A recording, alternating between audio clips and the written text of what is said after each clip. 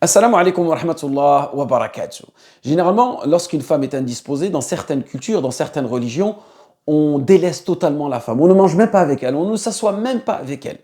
Et dans d'autres cultures, c'est dans un autre extrême. C'est-à-dire même les relations sexuelles sont maintenues pendant cette période-là. Alors que nous, notre religion est une religion équilibrée.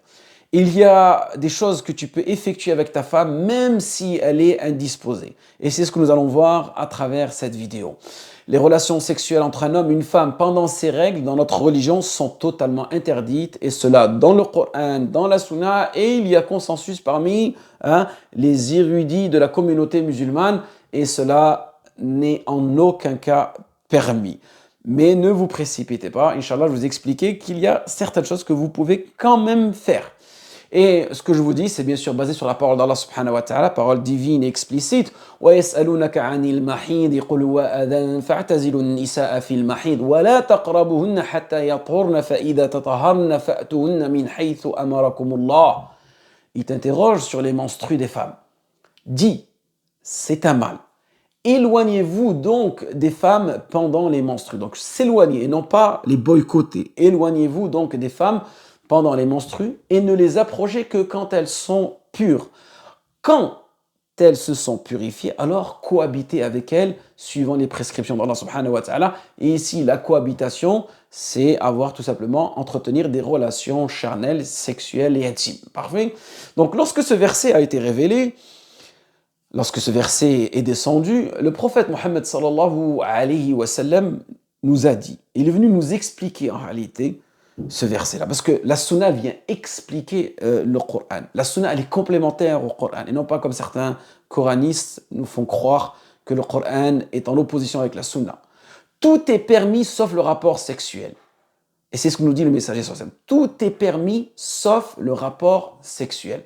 Donc ce hadith indique clairement l'interdiction totale des relations sexuelles pendant les menstrues, et c'est sur quoi je vous ai dit tout à l'heure, les érudits de la communauté se sont tous mis d'accord, mais lorsqu'il nous dit tout est permis, tout est permis, qu'est-ce qui est réellement permis? Ce qui est permis, c'est tout simplement, c'est stimuler, cette stimulation directe qui peut exister entre les époux, d'accord, sans avoir de rapport sexuel. Et cela, comme il mentionnait dans le hadith, sans rapport sexuel au-dessus du nombril et en dessous du genou. Et cela est permis selon le consensus des érudits. Et il en va de même pour la stimulation entre le nombril et le genou. Tous ces actes qui peuvent se passer, d'accord? Mais en utilisant une barrière, c'est-à-dire mettant quelque chose qui va obstruer. Par exemple, un pagne ou à travers un pantalon ou toute chose qui va venir séparer la rencontre des deux sexes. Et en ce qui concerne la zone entre le nombril et le genou, à l'exception des organes génitaux et l'anus, les érudits ont divergé quant à la stimulation sans barrière. C'est-à-dire que rien ne vous sépare. Ils nous disent, les savants, qu'il est préférable de s'en abstenir.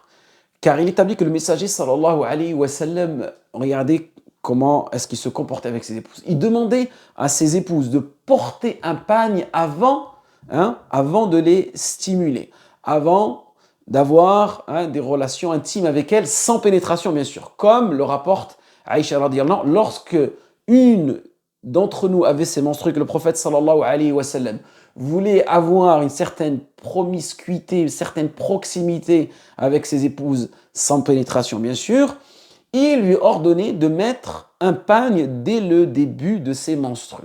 Puis, il avait ses relations intimes avec elle. Donc, j'insiste, pour pas que les mots soient découpés, relations intimes sans pénétration, et cela est rapporté de manière consensuelle.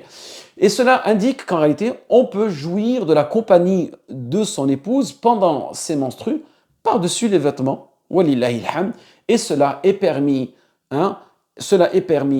pour le mari de la femme, et cela est permis aussi pour la femme qui a ses menstrues. Et Allah subhanahu wa ta'ala est le plus savant. Donc, à vous, tout simplement, de juger qu'est-ce qui pourrait tout simplement maintenir cette cohabitation dans votre couple, même si votre épouse est en période de menstruation, mais tout simplement ne pas avoir de relation charnelle avec pénétration, qu'Allah vous préserve, vous et moi. Waffaqakumullah lima yuhibbu wa yarda, wa akhiru da'wana alhamdulillahi rabbil alamin.